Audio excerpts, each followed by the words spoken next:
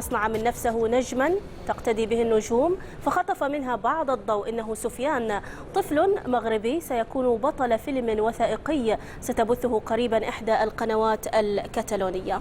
هذا الطفل المغربي ابتسام الذي تحدى الإعاقة حقق حلم اللقاء بنجم برشلونة الأرجنتيني ليونيل ميسي، في قصة يسردها لنا أشرف بن عياد في هذا التقرير.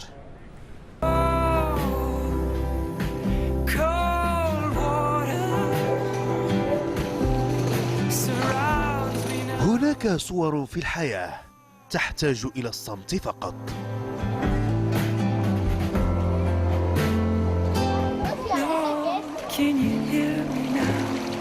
إنه سفيان، طفل مغربي يعيش في كاتالونيا، عاشق لبرشلونة ورمز للإرادة والعزيمة. سفيان يبلغ من العمر 11 عاما، لكن شخصيته القوية تجعل منه مثالا للكبار. تحت عنوان الطفل الذي كان يريد أن يطير، تطل القناة الكتالونية تبتريس على متابعيها بوثائقي يحكي قصة سفيان الذي كان يحلم بلقاء النجم الأرجنتيني ليو ميسي.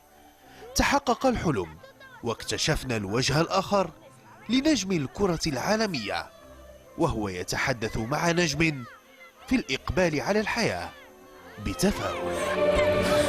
أين قضيت العطلة؟ في المغرب. ذهبت إلى هناك؟ نعم. علي أن أذهب إلى المغرب؟ نعم، كلهم يعرفونني هناك. نعم، ظهرت في التلفزيون هناك، صرت مشهورا. نعم. سفيان مثال لميسي وللكل، فهو قصة تحدي وتضحية ومقاومة، إنه لأمر مذهل.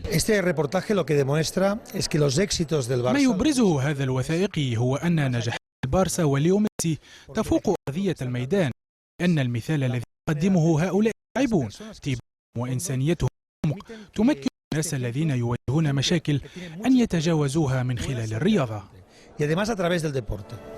سفيان أبهر ميسي بإرادته التي لا تعترف بالحدود، وميسي أبهر سفيان بتواضع يستحق عليه كرة ذهبية مدى الحياة. أشرف بن عياد، الجزيرة الرياضية، برشلونة.